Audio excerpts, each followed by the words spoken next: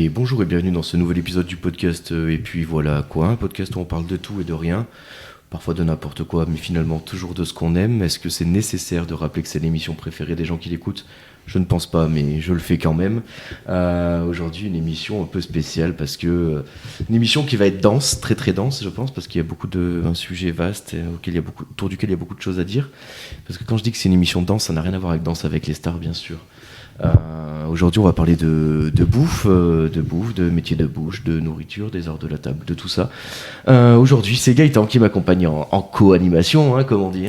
C'est ça, salut. Salut Gaëtan, ça roule ? Écoute, ça va. Pleine forme ? Comme un lundi. Comme un lundi, excellent. Alors, l'un de nos invités qui revient tout droit de Nouvelle-Zélande, où il a tondu les moutons et filé la laine, hein, c'est bien ça. Max qui est là, Bonjour Maxime, comment ça va ? Salut tout le monde, ça va, ça va nickel, impeccable. Ouais. Donc du coup, toi, t'es en retour de Nouvelle-Zélande pour présenter un petit peu ton parcours. Tu travailles un peu dans le pinard quand même ? Je travaille un peu dans le pinard, ça fait 5-6 ans que je travaille dans le pinard. Ça a toujours été une passion, mais j'ai fait un petit peu de restauration au début, mais vraiment, je me sentais un petit peu plus proche du monde de l'agriculture. Ouais. Mais forcément, il y a des liens très étroits entre l'agriculture et la restauration, forcément.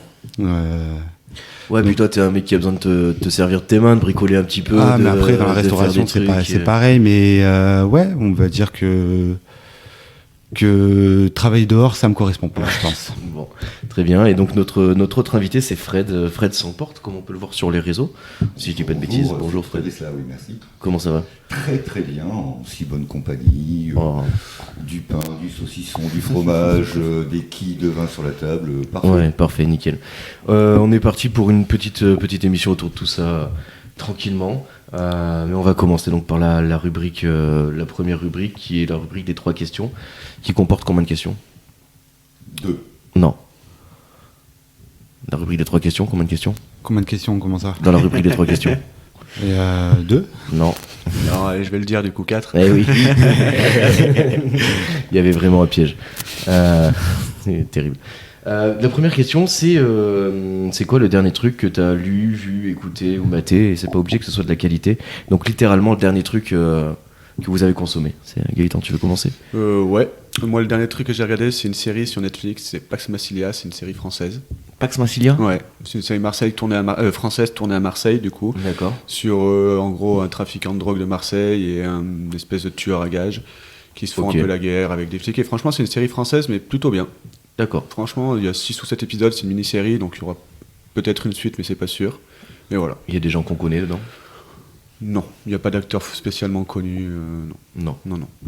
Mais franchement, c'est une série très bien. Pour une série française, j'ai trouvé qu'ils sont bien démerdés, quoi. Ouais, ils ont réussi les Français, les Français se démerdent de mieux en mieux, je trouve, en série, en termes de films aussi. Ils commencent enfin à faire des choses qui sont pas mal. Ouais, puis là, il y avait le règne animal, tu l'as vu ? Non. Un film de science-fiction. Non, j'ai pas Science-fiction fantastique, qui est très bien. Ok. Après, il y a une autre série aussi en ce moment française qui fait un gros carton partout dans le monde, c'est Fury. Ouais. Avec Marina Foïs. Alors, je suis en train de la regarder. T'as commencé ? Ouais, j'ai regardé 2 épisodes là tout à l'heure, mais j'ai pas. Ok. Moi, j'ai regardé les 10 premières minutes, je crois. T'as pas aimé ? Non, je me suis endormi. Enfin, il était tard. Ah oui, après, je vais essayer ça. Je me suis posé dans mon lit, terminé. Ouais. Mais ouais, ça fait un carton, et même à l'étranger, quoi. Donc, à voir ce que ça donne. Ok, trop bien. Ouais. Max ? Le dernier truc que j'ai consommé, j'ai pas trouvé ça dingue, mais c'était sur Netflix, le Avatar, le dernier maître de l'air, l'animé. Ouais. Je sais pas si vous avez vu. L'animé ? Non, justement, je sais plus comment on dit. Live action. Ouais, tout à fait. Qui est sympathique, mais j'ai tout regardé par contre. Mais on va dire que ça m'a fait rappeler à quel point j'aimais le dessin animé, quoi. Je suis d'accord. Toi aussi Gaëtan, t'es un fervent défenseur de... Oui, après j'ai pas regardé, je connais pas du tout en fait, ni l'animé, j'ai pas regardé la live action. Commence par l'animé alors. Ok. L'animé est dingue. D'accord. Ouais, l'animé est vraiment dingue, ouais. Je connais pas du tout. Il est étonnant parce qu'il a aucun sens d'exister là où il existe. Enfin, en gros, c'est une production américaine par Nickelodeon qui a un côté japanisant dans l'animation, qui met beaucoup en avant les cultures asiatiques, ce qui n'était pas du tout à la mode en fait aux États-Unis à ce moment-là. Et avec un vrai truc truc, il y a un vrai truc philosophique derrière qui est vraiment pas mal. Ouais, et puis sans cliché, mine de rien. C'est ça. Fait par des Américains. Tu vois, ça pourrait être plein de clichés. Non, mais il a pas de. Enfin, je comprends pas comment ils ont fait ça. Ouais. Tu vois, comment il y a un mec qui a validé, on va faire 4 saisons de ce truc-là, alors que. C'était vachement, assez mature, mine de rien. Ouais, mais quand tu dis que ça devait passer entre 2 épisodes de Bob l'éponge, tu vois, c'est ça, en fait, assez drôle. Après les rages que était Bob l'éponge. J'adore Bob l'éponge aussi. Mais j'irai pas voir le live action non plus. Ceci dit, une éponge, il faut en trouver une qui joue bien. Toi, Fred, c'est quoi le dernier truc que t'as... Alors, le dernier truc, mais en fait, j'avais préparé un petit bazar, mais je me suis planté parce que j'avais pas compris le dernier. Mais il faut dire que tu parles très vite, quand on se rencontre pour la première fois. Non, mais parce qu'en fait, c'est pas la question que je t'ai demandé de préparer, c'en est une autre. C'en est une autre. Oui, alors, ça, c'est une question en plus. Au débeauté, un film qui est passé sur Arte il y a quelques jours qui s'appelait Les Passagers de la Nuit. D'accord. Avec Charlotte Gainsbourg, Emmanuel Béard, entre autres, qui démarre dans les années 80 et qui raconte la vie de cette femme jouée par Charlotte Gainsbourg qui va travailler pour une émission de nuit. À la radio. D'accord. Et donc beaucoup de sensibilité, un très joli traitement des personnages. Oui, le film charmant, quoi, léger, doux. Déjà porté par 2 actrices qui sont quand même tout à fait. qualité, et malheureusement, donc je n'ai pas le nom de la réalisatrice. C'est une réalisatrice, ça me semble. Mais voilà le truc où t'es content. D'accord. T'es léger après. Comment t'as dit que ça s'appelait ? Les Passagers de la Nuit. Les Passagers de la Nuit. Ok. Très bien. Il doit être encore sur France TV sur Replay, France là. TV, je pense. Arte, ça me semble. Ouais, mais du coup, mais tu sais, après, ils les mettent sur Internet, les films qui passent. Oui, ils les laissent dispo une semaine, 10 jours. Je connais quand même un peu les plateformes malgré mon grand âge. Merci de le rappeler. Non, mais je te le dis à toi. C'est pour aussi les gens qui nous écoutent s'ils veulent aller le chercher, des fois. Parce Vous avez compris à l'EHPAD. Merci. Non, mais je pense à mes parents. Donc, du coup. On en était où ? Moi, c'est Baldur's Gate 3, qui est un jeu vidéo. D'accord. Qui est tiré de Donjons et Dragons. C'est vraiment le même fonctionnement que Donjons et Dragons, mais en jeu vidéo. Donc, c'est hyper narratif, hyper tactique, hyper bien. Je suis en vacances cette semaine, on m'a prêté une PlayStation 5 pour que j'y joue. Donc, je vais passer une semaine à jouer à ça, entre autres choses. Mais l'idée est là, super bien. Ça a été le meilleur jeu de l'année 2023. Et je comprends pourquoi. Parce que vraiment, trop bien, mais chronophage. Tu sais, c'est ces jeux où il faut 300 heures pour les finir. Ouais. Pas pour moi. C'est bien quand t'as qu'une semaine, quoi. Ouais, voilà. C'est des trucs, après, t'as vite fait de perdre 2 mois de ta vie sans t'en rendre compte. Très bien. Du coup, là, parmi les questions que je t'avais demandé de préparer, Fred, du coup, c'est quand la dernière fois que tu as fait quelque chose pour la première fois ? Et peut-être ça, tu l'avais préparé. Un petit peu.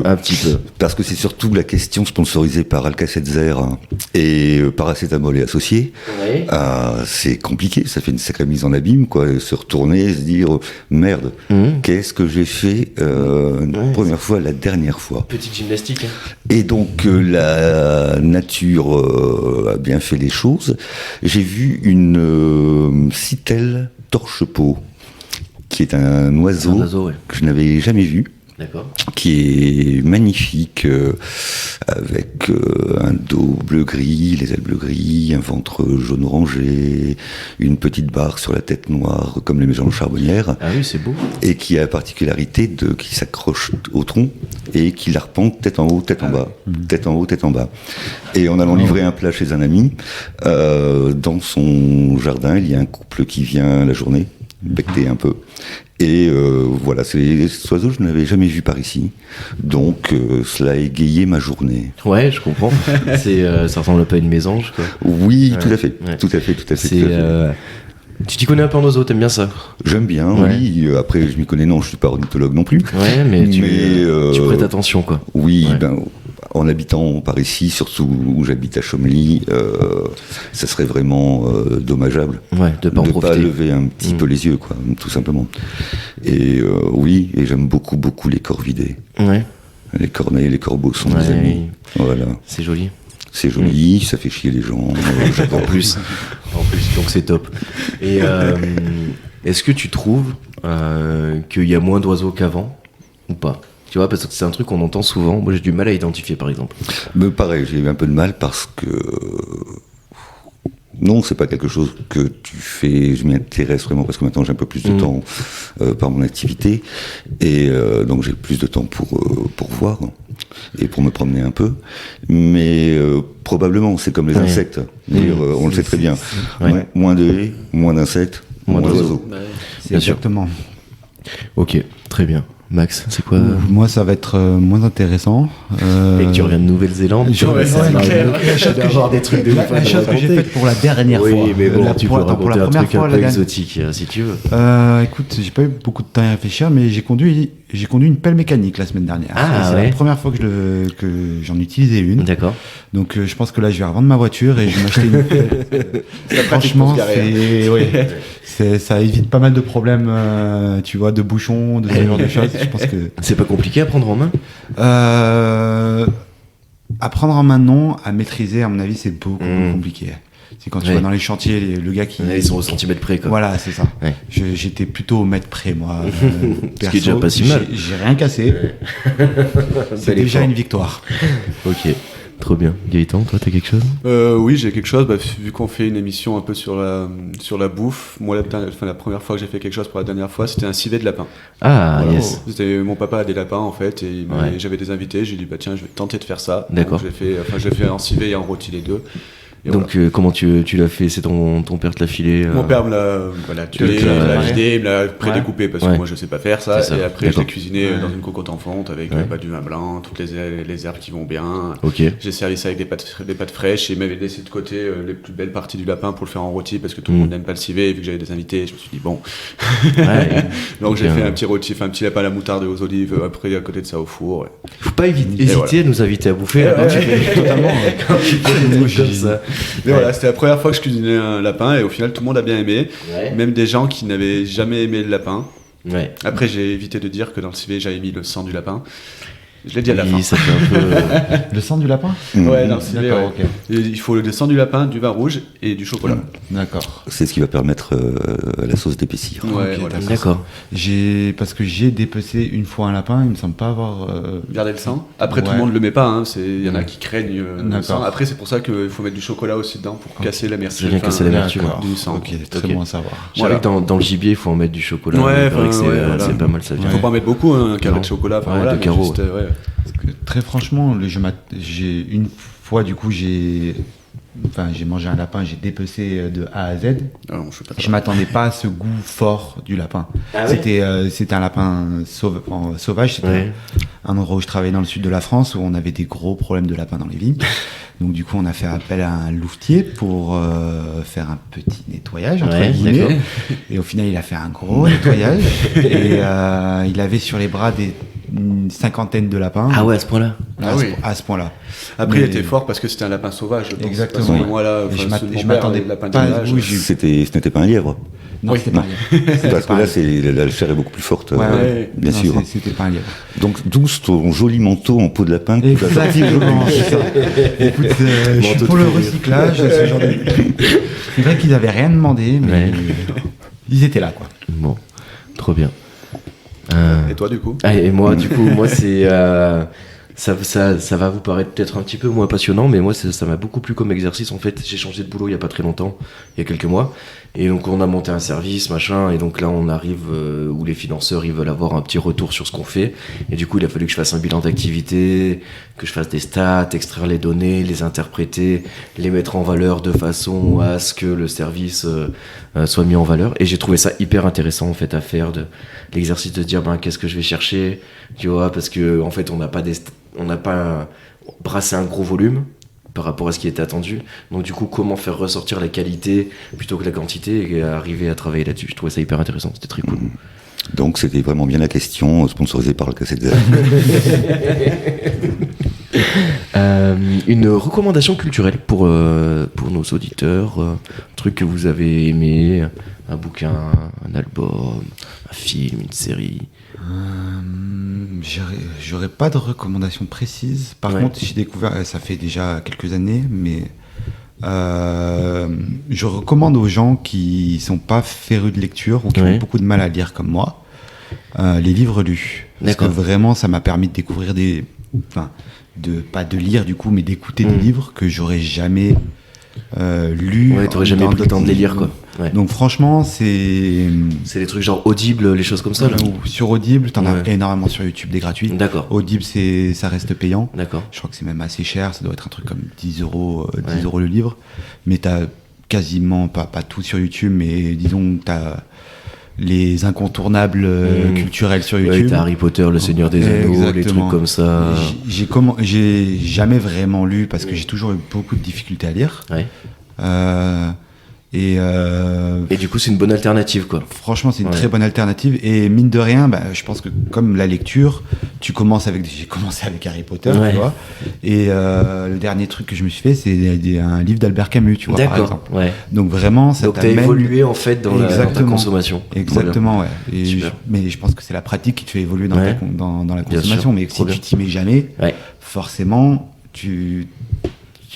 voilà. Pour les gens qui font beaucoup de bagnole, par exemple, quand t'as 40 minutes le matin, 40 minutes le soir, t'en as plein des moments comme ça. Tu peux te régaler, quoi. Les moments, moi, qui peut faire un travail un petit peu répétitif des fois, par exemple La taille de la vigne, un livre lu, c'est parti. Tu mets tes écouteurs et c'est parti. Pendant 8 heures sans souci. Oui, c'est vrai que c'est un super support, hein, et dès le plus jeune âge, pour les enfants aussi, où il y a vraiment pléthore d'offres. Je pense pas qu'il faut que ça remplace la lecture pour des gens qui aiment lire. Mais je dirais plutôt pour les gens comme moi qui ont des difficultés à lire et qui ouvriront jamais un bouquin d'eux-mêmes, quoi. T'as un avis là-dessus, Gaëtan? Toi, tu lis beaucoup de bouquins? Moi, je lis beaucoup. Je lis assez de bouquins, j'aime beaucoup ça. Après, moi, je suis complètement d'accord. Les gens qui ont du mal à lire, il y a plein de sortes maintenant de lire des livres, que ça soit numérique, en audio, il faut le faire, quoi. Après, c'est pareil, tu disais qu'avant, t'as appris à lire avec Harry Potter. Moi, ce que je trouve, c'est que au collège, tout ça, il y a des classiques de la littérature française qu'il faut lire, on est bien d'accord, qu'il faut connaître. Mais ils font lire aussi des livres, ils donnent pas envie forcément aux jeunes de lire. Il y a un petit manque de pédagogie. Voilà, c'est ça, ils donnent pas forcément. Il y a des livres tellement bien qu'on pourrait faire lire aux adolescents, et ça, je pense, ça leur donnerait le goût à la lecture. D'accord. Après, c'est sûr, des Molières, toutes les choses comme ça, il faut les lire, il faut les connaître, ça fait partie de. Mais c'est vrai que c'est pas quelque chose qui va créer ton appétence. Qui va dire, tiens, j'ai adoré lire Le médecin malgré lui, non. Non, avec ça à 400 ans, ça dit. Ouais, voilà, c'est ça. C'est un peu ça, moi, que je regrette un petit peu. Je me dis, en fait, on donne pas forcément envie aux gens de lire, surtout aux jeunes gens.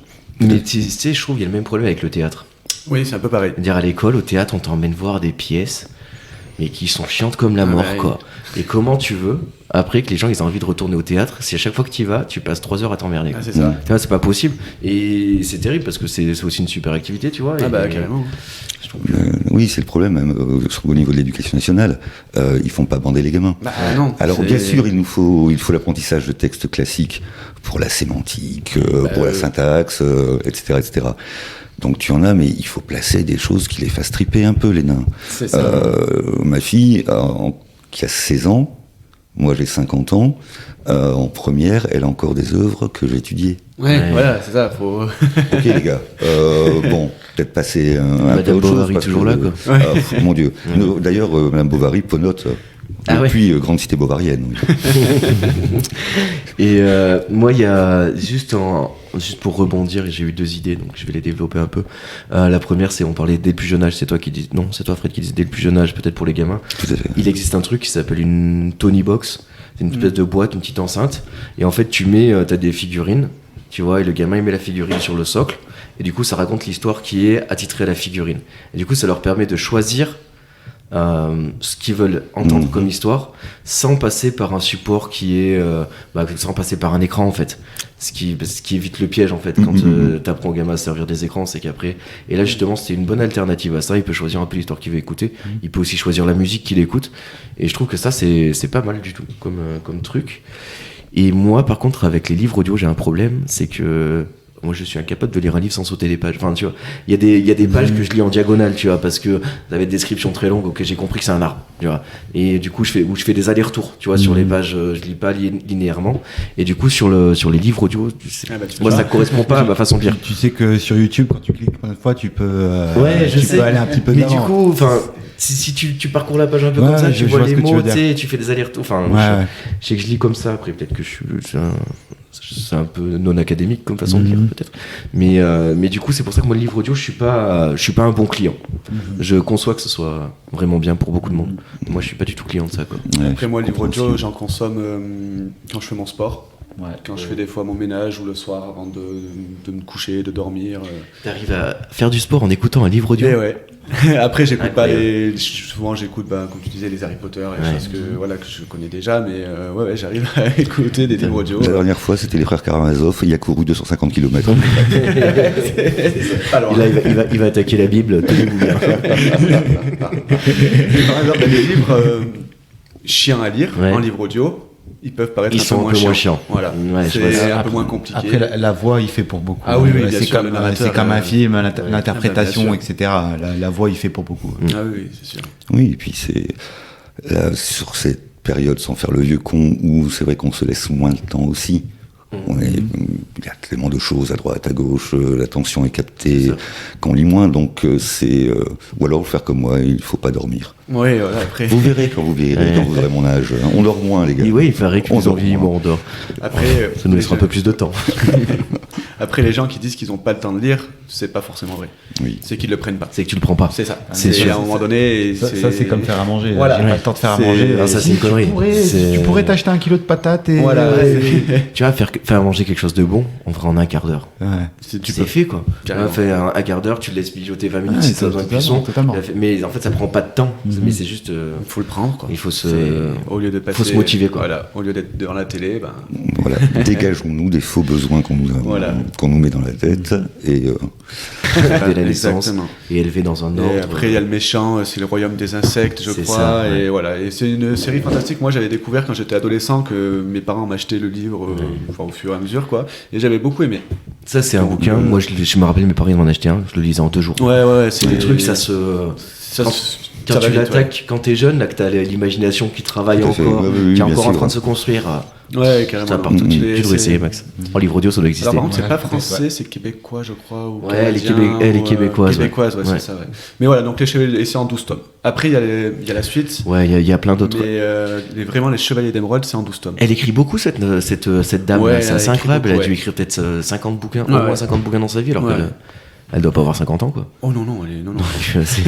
Ça fait beaucoup de. Ok, voilà. Trop bien. Donc c'est petite, pour les parents ou les adolescents qui nous écoutent et qui aiment bien lire ou découvrir quelque chose. Tu m'as débloqué un souvenir. Comme la dernière fois avec l'apprenti Potter. C'est ça. Ça fait faire 15 ans que j'avais pas pensé à ça. Trop bien. Trop cool. Fred, t'as une petite reco culturelle, toi? Oui, un petit combo d'une même maison d'édition qui date un peu maintenant, Casterman Écriture, avec 2 mangaka, un coréen qui s'appelle Kim Dong-hwa, d'accord, qui a écrit notamment, c'était en 3 tomes, Histoire couleur terre. D'accord. Ça se passe en Corée, c'est l'évolution, l'ouverture à la vie d'une jeune fille coréenne dans la campagne, donc fin du 19e, début 20e, un peu pour reprendre le fil des passagers de la nuit, c'est très fin, très délicat, le graphisme est très très très très beau. On parle de nourriture paysanne coréenne. On voit aussi les évolutions sociétales. Donc vraiment un très très très beau manga. Donc alors sur Casterman, ils l'ont publié lecture française. Et dans sur la même collection, il y a bien sûr le mythe Jiro Taniguchi. Si ça vous parle un peu, avec sur la nourriture, le gourmet solitaire, l'orme du Caucase, l'homme qui marche. On est toujours sur la même veine, c'est fin, c'est intelligent, les dessins sont très très beaux. Taniguchi avec très peu de mots, mais c'est très littéraire en même temps, mais avec très peu de mots, il dresse la situation, l'ambiance, les ressentis. Et voilà, ces 2 petits trucs ces deux gros auteurs et ces jolies œuvres, c'est vraiment très très très sympa. Et puis on peut accoupler une auteure américaine mais d'origine japonaise, là vraiment en roman, qui s'appelle Aki Shimazaki. D'accord. Ce sont des petits livres très courts mais on a la même relation avec les deux autres auteurs que j'ai cités, d'une finesse époustouflante, d'une justesse sur les sentiments absolument fantastique. Quelque chose qui va un peu doucement, j'ai l'impression quand tu le racontes, un truc qui prend un son peu comme temps. mon ton, vous allez bientôt vous endormir. Non mais tu vois, un peu aux antipodes de justement ce qu'on nous propose aujourd'hui, qui va toujours très vite, qui est toujours très puissant, très spectaculaire, très... Oui, donc on est sur de la contemplation aussi. Donc qui va très bien avec la mentalité asiatique d'Extrême-Orient. C'est pour le coup, ça c'est un truc qui peut être lu par des amateurs de manga qui seront pas perdus, mais aussi par des gens. Voilà, vraiment dès l'adolescence, on peut lire cela. Très bien. Voilà, conseillé. Trop cool. Très bien. Et toi, du coup moi, je vais parler de faire un peu d'actu. Dune. Les deux films qui sont sortis de Denis Villeneuve. Et en fait tout l'univers qu'il y a autour qui est en fait passionnant, que moi je connaissais pas du tout. D'accord.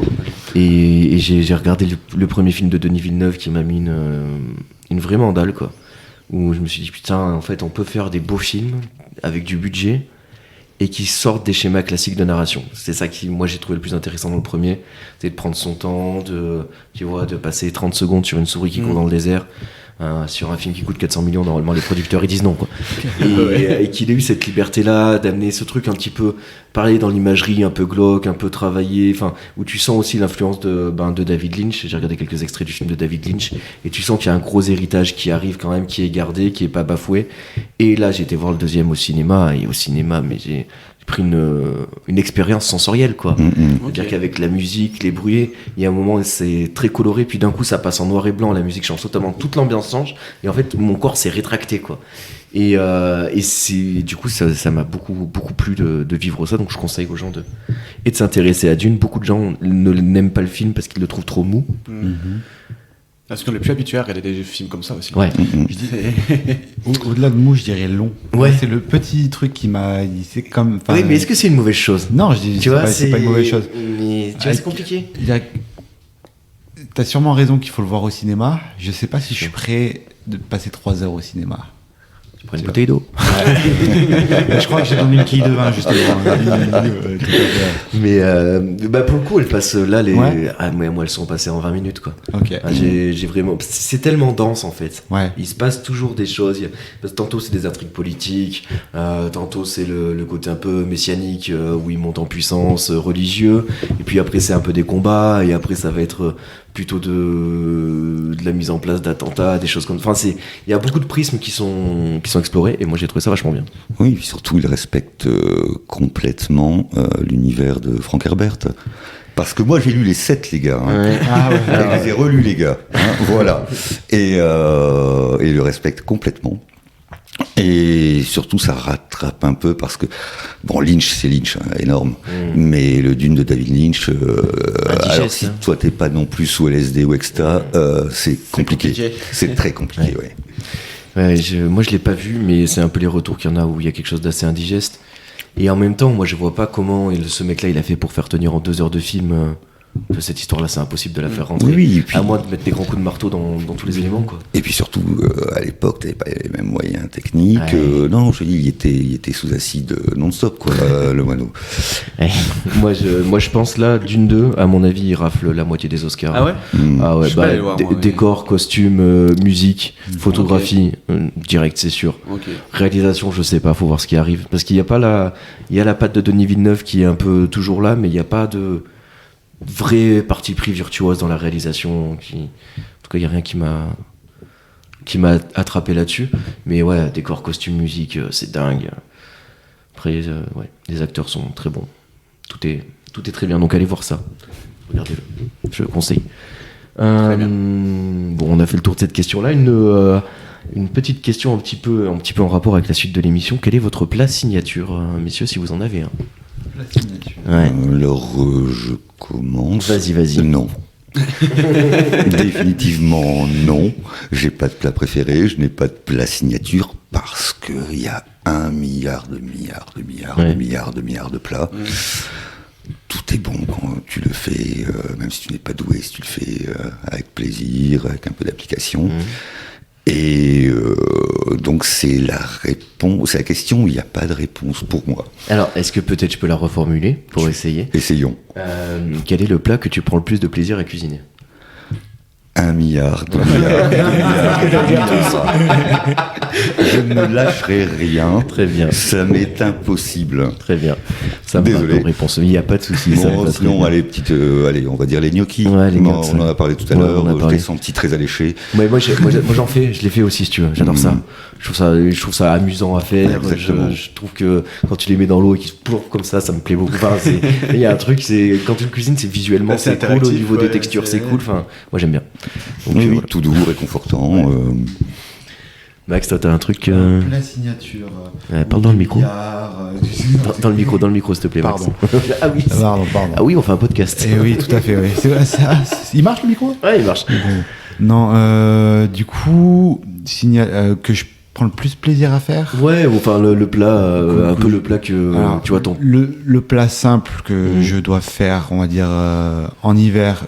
Une fois par semaine, c'est le pot-au-feu. Ah ouais. Okay. La simplicité, le goût, de dire c'est voilà, ça prend 10 minutes à faire et ça permet de manger des légumes très facilement aussi.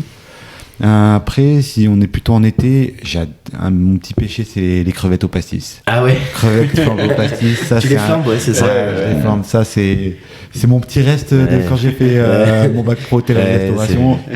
C'était un des plats sur lesquels on avait une épreuve. D'accord. Et je l'ai toujours gardé. Ouais, tu le gardes en poche, quoi. Ouais. Trop bien. Ouais, quand j'ai une petite soirée romantique, puis ça marche à chaque fois. C'est mon petit joker.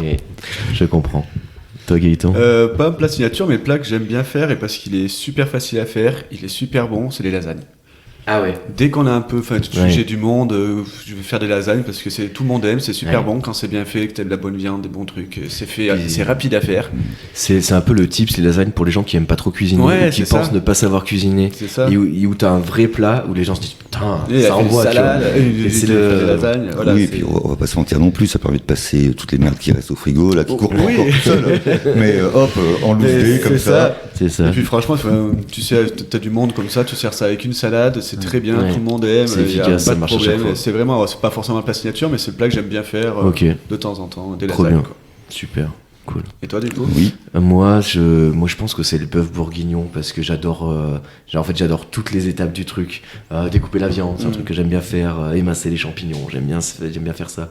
Même éplucher les carottes, tout ça. Enfin, tout le rituel de préparation où tu prépares tout en amont et où tu incorpores petit à petit et puis où tu as toute la maison qui commence à sentir, tu vois. En fait, c'est tout le processus du début à la fin qui. C'est peut-être pas le plat que j'aime le plus manger. Mais c'est sûrement celui que j'aime le plus préparer. Ouais, c'est le plus plaisir à préparer. Tu sais, puis tu parlais des plats que tu fais l'hiver. Tu fais un peu bourguignon, mais le pot-au-feu, c'est pareil. Dire ça te chauffe la maison. Tu sais, je trouve que c'est pas il y a une chaleur qui est un peu particulière sur ces plats à viande en sauce comme ça. C'est réconfortant, quoi. Ouais, c'est ça. Ouais. C'est ça. Donc, je pense que je partirai. Après, un bœuf bourguignon, c'est un peu plus long à faire, quoi.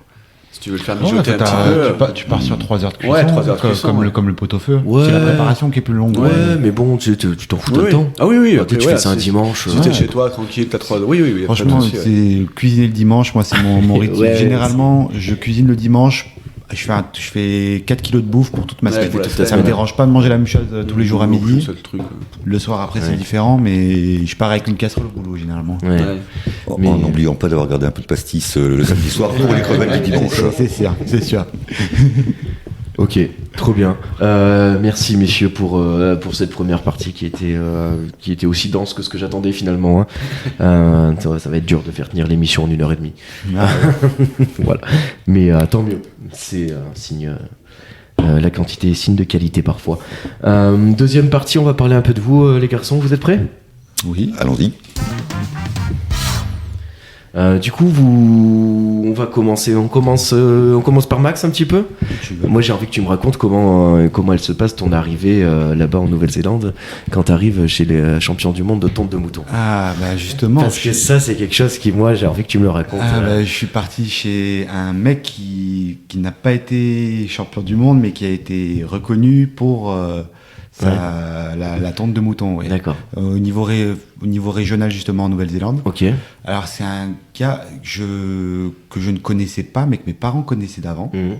un Néo-Zélandais qui a 25 ans, 30 ans, avait pour habitude de faire les saisons de tonte de moutons en Nouvelle-Zélande, en hiver en Nouvelle-Zélande et en hiver en France. D'accord. Donc il faisait les saisons de tonte de moutons, ce qui est assez marrant, je trouve. Carrément. Donc, et puis il était passionné de rugby, il allait voir les matchs de rugby à Brive-Charensac. D'accord. Donc un jour il a rencontré mes parents, comme ça, ma mère est américaine. Ouais. Donc parler anglais. De la langue, c'est parti tout de suite. Ça a fait la connexion tout de suite. Moi je n'avais jamais vu ce gars, mais ma mère avait gardé contact sur Facebook. Donc en lui envoyant un petit message, je lui ai envoyé un petit message un jour et il m'a dit mais... venez chez moi, j'ai du boulot pour vous. C'est son fils qui a repris l'exploitation. Là, aujourd'hui, il a 65-70 ans. En plus, il devait partir en Belgique. Il a sa belle-fille qui fait du hockey sur gazon en Belgique. Je ne savais pas que ce sport existait. Oui, c'est assez improbable. On est sur de la typique. Hockey sur gazon, totalement. Je ne sais pas si vous connaissez ce sport. Moi, je ne le connaissais pas personnellement. La série va bientôt sortir. Donc, c'est hockey sur gazon maudit. Et qui est d'ailleurs capitaine de l'équipe de Nouvelle-Zélande de ce sport. D'accord. Donc costaud quoi. Donc écoute, je suis resté chez lui 3 mois, dont 2 mois où il n'était pas là. Ouais, mais vous avez tondu ou pas? Moi c'est ça que je veux savoir. Moi j'ai pas tondu de mouton. Je me suis occupé des agneaux, je suis occupé des veaux. Ah oui, c'est grosse exploitation du coup. Oh, une énorme exploitation. Le gros côté positif pour les moutons en Nouvelle-Zélande, c'est que l'herbe pousse tout le temps. Ils n'ont pas besoin de... Ils peuvent laisser les moutons... c'est en pâturage tout le temps. Le gars a 200 hectares pour lui tout seul. Enfin, je sais pas si j'en se rends compte, mais c'est énorme. C'est énorme. D'accord. Trop bien. Et du coup, là-bas aussi, donc t'as eu l'occasion de travailler un peu dans les vignes qui sont en Nouvelle-Zélande. Après, écoute, mon but était de trouver un travail dans les vignes. Au début, j'étais sur l'île Nord. J'avais trouvé un boulot dans une winery, comme on dit là-bas. Malheureusement, il y a eu un petit cyclone qui a un petit peu changé, qui a un petit peu changé mes plans. Et puis finalement, Central Otago, la région qui est vraiment tout au sud de la Nouvelle-Zélande, enfin au milieu de l'île Sud. D'accord. En me renseignant un petit peu, c'est vrai que c'est vraiment une région qui méritait d'être découverte. Et que j'ai adoré. Donc j'ai trouvé une très bonne winery là-bas où j'ai travaillé pendant... Je suis arrivé pour les vendanges.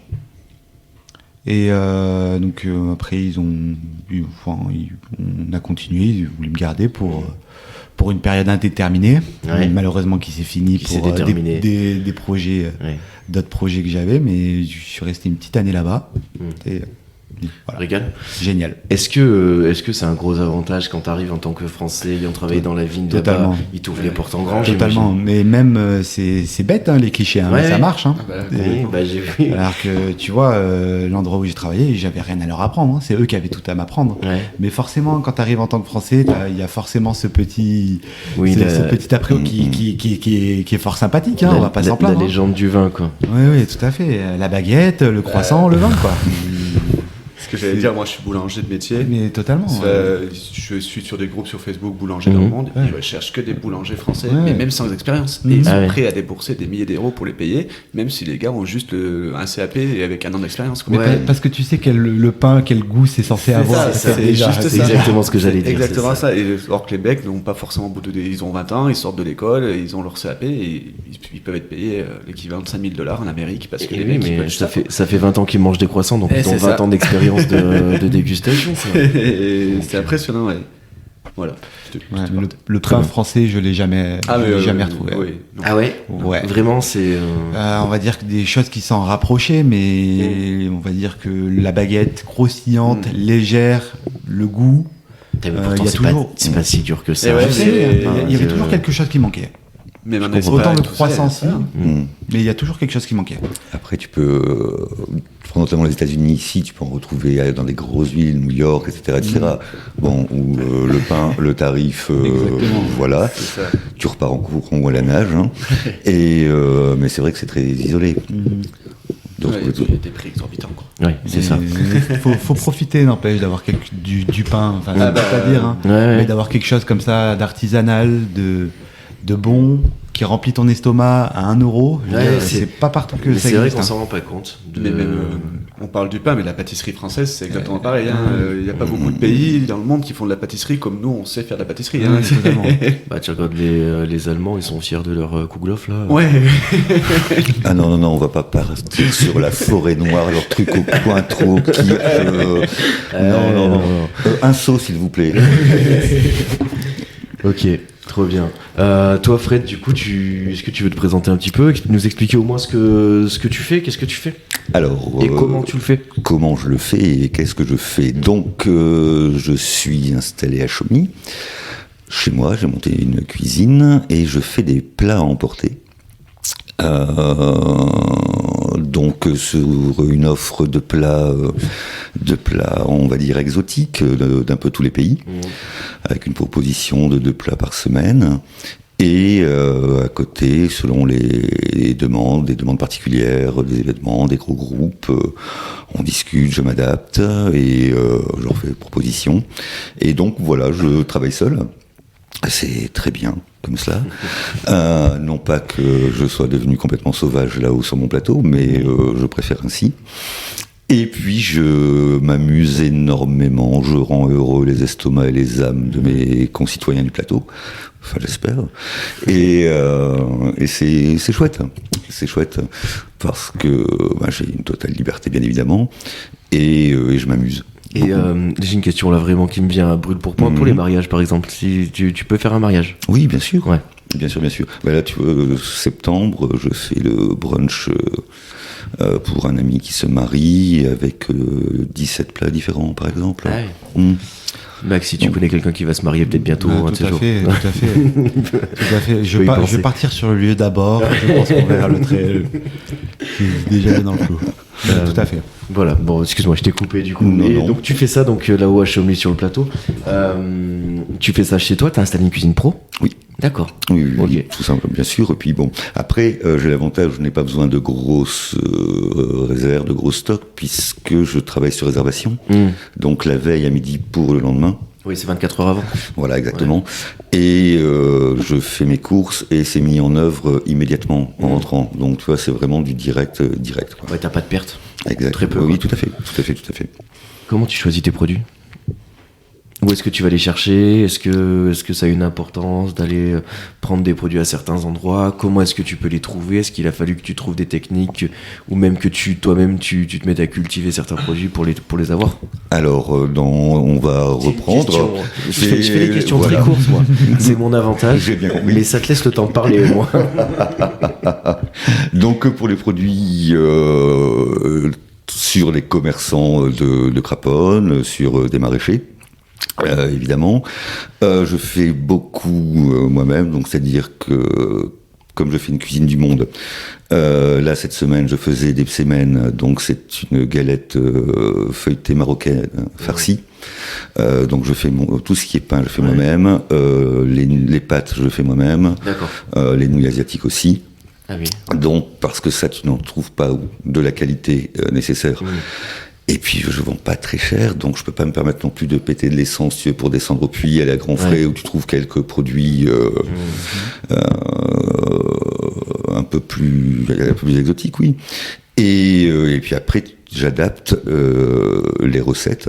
Je choisis un plat du monde et j'adapte avec ce que j'ai, tout en respectant bien sûr la saisonnabilité, évidemment. Et je fais pas mal de conserves aussi. Donc voilà, c'est tout simple, mais c'est une fabrication de A à Z avec les ressources locales. Et pour le maraîchage, j'ai arrêté. J'en faisais pas mal. Parce que l'été, donc malheureusement, on n'a qu'une saison de maraîchage en Haute-Loire, pour l'instant. On verra comment ça évolue avec le climat. Et je n'avais pas le temps de m'en occuper correctement, même si j'étais en permaculture. Je n'avais pas le temps de m'en occuper avec les repas, avec les commandes, plus le marché le jeudi soir à Chamonix. Donc je me garde simplement la partie aromatrar et fleurs comestibles. D'accord. Qui me coûterait une fortune si je devais l'acheter. Et puis parce que j'aime cela. Mais je focalise là-dessus. Où j'ai le temps de m'en occuper convenablement. Donc c'est quoi, t'as des espèces de petits bacs dans lesquels t'as tes carrément herbes. Carrément en terre, verre. Oui, bien sûr, j'ai un joli petit clos de mur très protégé, qui réfléchit bien le soleil, donc très bon pour les aromates rares, qui sont quand même assez fragiles. Ouais. Et puis pour pas mal de fleurs comestibles. D'accord. Okay. Donc, tu vois, là, par exemple, cette année, je vais planter beaucoup d'hémérocale. L'hémérocale est une plante, une variété jaune, qui sert à faire les fleurs de lys séchées qu'on utilise dans la cuisine chinoise. Parce que ça, il faut aller à Clermont pour en trouver, c'est la misère. Et puis, j'ai pas envie de passer par Internet, non. Voilà, la cuisine, c'est tu te débrouilles avec ce que tu as. Ça n'empêche pas d'être original en fabricant, mais pas besoin de courir à droite à gauche ou de commander, de faire venir par Internet. Ça m'intéresse moins, ça. Où est-ce que tu trouves... alors tu vas me répondre, je fais la réponse avant de faire la question. Il y a des milliards et des milliards et des milliards de plats, donc j'ai tellement l'embarras du choix, mais ma question c'est comment tu fais pour choisir les plats que tu mets à ta carte, et tu vois, où est-ce que tu vas les chercher? Alors, c'est une prise de tête incommensurable. Ah ouais. Il n'y a que 2 plats par semaine. Mais j'y passe un temps fou. Bon, déjà, saisonnabilité. Est-ce que j'aurai le temps aussi, grosse commande, de pouvoir tout préparer exactement. Je suis tellement bête que je pense simple, allez, je le note. Ah ben non, je vais rajouter ça, donc non, je vais changer, non, je vais partir sur autre pays. Ah oui, je rends fou mon épouse avec ça. Généralement, c'est le dernier fin de mois, j'ai un jour ou 2, mais à me prendre la tête comme un gros débile. Ouais. Oui, parce que c'est quand moi, la cuisine, je suis venu par la culture. Je faisais du journalisme, de la communication, je me suis lancé en autodidacte, et c'est par la culture que je suis venu à la cuisine. Ouais.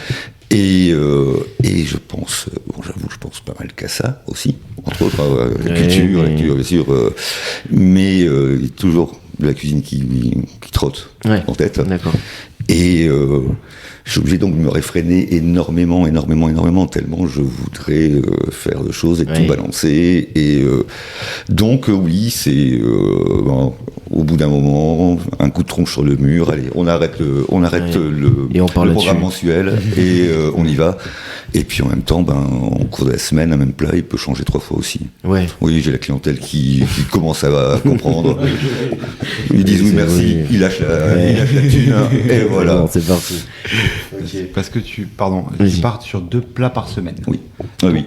Ton but, en fait, c'est d'avoir des clients fidélisés qui reviennent toutes les semaines pour avoir un plat différent. Tout à fait, oui, puisque c'est la base, c'est de fidéliser, parce que il n'y a pas une énorme population non plus sur le plateau. Oui. C'est une activité, donc traiteur, qui est quelque chose de plaisir, donc avec les budgets qui se resserrent peu ou prou. Je vois bien les fluctuations avec l'inflation, etc., les périodes aussi où c'est sûr que l'hiver hors groupe, hors demande particulière, il y a quand même un peu moins de monde. Les maisons commencent à résidence secondaire, les familles reviennent, mais à partir de Pâques. Donc, mais oui, c'est vraiment fidélisé. Et puis, j'ai choisi donc de faire Cuisine du Monde parce que c'est quelque chose qui ne se trouvait pas là où je suis. D'accord. Je vais pas leur faire un gratin dauphinois ou un poulet rôti. Ils savent le faire. Ils n'ont pas besoin de moi, les moineaux. Donc voilà, tout simplement. Et oui, j'ai réussi petit à petit à faire une petite clientèle. Parce que travaillant seul, donc moins de charges, et puis il m'en faut un peu pour être heureux. Après, juste pour préciser, toi, tes plats, ils sont en dessous de 15 balles, quoi. C'est 12 euros. Ouais, c'est ça. 12 euros la portion. Ouais. Portion généreuse. Pour toi, oui, tu peux manger une fois et demie. Mais on n'est pas chez Coco ici, tu l'as précisé. On reste sur des choses qui sont très, très abordables, en fait, des prix qui sont très abordables, quoi. 12 euros, oui, parce que vraiment, et ça c'est, donc je me bats, mes fournisseurs, je ne vais pas chier, mais tu me fais une petite, sur la viande, sur les produits chers, on voit très bien maintenant. La viande, le poisson, tu es obligé de privilégier certains morceaux. Les travaillants, c'est pas un souci. Et mais voilà, moi c'est le plat, c'est 12 euros. Tu peux manger par personne 2 fois dessus selon l'appétit, bien sûr. Ouais, d'accord. Mais oui, parce que je suis à la campagne, je suis pas là pour j'ai des besoins comme tout le monde, des besoins financiers. Mais c'est pas pour ça que je vais gratter. Ça sert à rien, c'est pas du tout l'esprit. Les moineaux vont venir une fois, c'est chiche, je les ai perdus, quoi. C'est ça, surtout en campagne, quoi. Voilà, et puis on habite tellement éloignés les uns des autres que je vais pas leur courir après. Quoi qu'avec un disque audio, peut-être. Tu peux faire 250 km. Mais ouais, bien sûr. Après, c'est comment tu... Est-ce que quelque part il n'y a pas eu une espèce de processus, alors j'allais dire d'éducation de ta clientèle à une cuisine différente, mais vraiment de les emmener dans ton monde, dans ta découverte de la cuisine et dans la façon dont tu le conçois finalement? Oui, bien sûr, parce que déjà, si tu proposes quelque chose de différent, c'est que tu vas leur apporter des choses qu'ils ne connaissent pas ou qu'ils connaissent. Alors, bien évidemment, on me demande souvent de faire un couscous. Oui. Ok. Donc, je leur propose 4 couscous différents, 5 saksous, en marocain c'est saksous. Ah, parce que du coup les gars disent, ah bon, il y a plusieurs couscous? Voilà, exactement. Parce que le couscous, comme on connaît en France, le saksou comme on connaît le plat préféré des Français et du Rassemblement National, c'est le couscous légumes, avec un accompagnement. Mais il y a des couscous sucrés, des couscous salés, couscous de poisson, bon, après tu adaptes en végé, etc., etc. Et... donc à part ça, ou qu'on me demande régulièrement, non, les gens, tu sais, même, j'ai une clientèle quand même d'un certain âge aussi, ils sont contents de se laisser porter. Ouais, j'imagine. Et à partir du moment où ils voient que c'est sincère. Ouais, c'est ça. Parce que, pour ça que je fais aussi de belles portions, parce que, en fait, même si t'es pas forcément très sociable, si tu fais de la cuisine, c'est que t'aimes bien les gens. Donc, voilà, et ça se ressent, les gens le ressentent tout de suite dans le plat. Ouais. Il y a pas, le plat, ça triche pas. Ça peut pas tricher. Ouais. Quantité, qualité, que la technique pour certains soit pas bonne, ça peut arriver. Mais tu vois quand même, si tu vas chez quelqu'un, tu vois qu'il a essayé, qu'il a fait quelque chose, des efforts, parce qu'il était content de te voir, te recevoir. C'est ce que tu veux dire. C'est ça la base, ça la base. Et au niveau professionnel, donc avec une clientèle, c'est exactement la même chose. Moi, les gens, c'est comme si je les invitais à ma table, même s'ils prennent leur plat, ils mangent chez eux, mais c'est exactement la même chose. Ouais. Et puis, comme j'ai une jolie cour l'été, c'est sympa, ça prend l'apéro. Ça s'arrête 5 minutes. Voilà, c'est le couvige, quoi. Ouais. Le couvige à l'apéro. Et pas d'envie d'avoir un restaurant, d'avoir un établissement, d'avoir un truc comme ça? Non, j'en ai pas mal fait. T'en as eu déjà, ouais. Et puis, donc pour le confort familial, j'ai plus envie tout simplement de travailler en coupure, de reprendre un truc, ou même d'aller bosser pour quelqu'un d'autre. Non, ça, voilà. Après, il y aura toujours des choses à développer, bien évidemment. Comme les marchés, on a un très beau marché à Chomly le jeudi soir l'été. Et donc voilà, adapter des recettes, des produits. Mais je me laisse le temps. Voilà, ça coule nécessairement de source. Parce que là, pour les gens qui sont du Puy, par exemple, comment on fait pour avoir accès à ta bouffe? C'est compliqué. On est foutu, il faut monter. Mais si tu montes chez moi, repartir, c'est encore plus compliqué. J'ai une très grande maison, ça va. Pas tout le confort partout, mais il y a on peut dormir. Ok. Voilà. Et ouais, c'est après peut-être, je sais pas, on peut imaginer qu'un jour tu feras des marchés, tu descends à Saint-Paulien, ça fait un peu par exemple, route et des choses comme ça. Après, ça demande aussi un investissement sur du matériel. Là, chez moi à Chomly, c'est pratique puisque je fais dans ma cour. Ouais, et puis les gens viennent, t'as pas de logistique. Donc tu vois, j'ai ma cuisine, je n'ai pas de camion aménagé, etc. D'accord. Et donc oui, mais petit à petit. Ouais. Voilà. Okay. Je m'appelle l'enfant, c'est mon nom de famille, donc tu vois, j'ai le temps. J'ai le temps. Ouais. L'enfant. Ok. T'as une question, Gaëtan, ou deux? Ouais, j'ai une question pour chacun, du coup. On va commencer par toi, Fred, du coup. Oui. Tu disais qu'avant, tu étais dans le journalisme. Du coup, ça fait combien de temps que tu fais de la cuisine? Ça va faire 23 ans. D'accord. Okay. Voilà, 23 ans, donc, quand je suis arrivé en Haute-Loire. Et donc, tu as travaillé dans les restaurants et tu n'as jamais été à ton compte avant cette expérience de traiteur? Alors, si, t'as eu ton propre restaurant. Justement, je suis parti, j'habitais Lille, et avec mon ex-épouse, nous sommes venus en Haute-Loire, et j'ai monté immédiatement une auberge, une petite auberge entre Langeac et Saugues. Ok. Et ensuite, j'ai repris un petit peu de journalisme quand j'ai arrêté, quand nous avons divorcé. Et bon, je vais pas vous raconter ma vie. Et j'ai alterné entre salariat et ou monter quelques des petites structures. D'accord. Dont les dernières sur le puits. Mais ça fait que donc t'as quand même eu une formation de cuisine. Non. Non, pas du tout. Non, complètement autodidacte. Ah, ok, d'accord. Okay. Mais bon, après, là, je vais pas me la péter, c'est pas du tout le propos, mais voilà, comme tu aimes cuisiner, donc oui, c'est ça. Tu réfléchis un peu, voilà, c'est de la logique. Tu te rencardes, à l'époque Internet n'existait pas trop. Ben non, c'était pratiquement pas du tout. Je vous parle bien avant du modem qui faisait voilà, à 58,80 € les 20 minutes. Et oui, mon grand, c'était comme ça auparavant. Merci Free. Il n'a pas fait grand-chose, mais il aura au moins fait ça. Et donc, oui, comme je le disais tout à l'heure, par la culture, par l'envie, parce que j'aime ça. J'aime ça. Fondamentalement. Et puis, ontologiquement même. Il y a un truc qui est vrai, enfin tu vois, c'est que quand t'aimes cuisiner, tu vois, t'aimes apprendre à cuisiner des nouvelles choses, des nouveaux produits. T'as un truc, moi je sais, une fois on m'a filé un filet de bœuf, tu vois. Trop bien, un filet de bœuf, qu'est-ce que j'en fais? Tu vas voir sur internet la meilleure façon de le cuisiner. Oui, surtout je le cuis à la poêle, est-ce que c'est chaud au four, est-ce que. Et puis tu vois, t'as tout le côté, moi je trouve au niveau des couteaux par exemple. Avant, j'avais pas de couteau, maintenant j'ai des jolis couteaux que j'affûte moi-même parce que j'ai appris à le faire, parce que ça me plaît. Et je trouve que tu sais, ça appelle ce truc-là, la cuisine et la bouffe de manière générale, quoi. Tout à fait. T'as besoin d'une casserole en fonte maintenant. Ouais. C'est la base. J'ai besoin d'un fait tout. J'ai besoin d'un fait tout. Je t'en trouverai. Je veux bien. T'as raison. Mon père est féru de vide-grenier quand il voit un truc en fonte. Super. Le Creusot, 50 cm, qui a du rail, quoi. Voilà, ça vient culotté. Oui, mais c'est vrai, t'as raison, il me manque ça chez moi.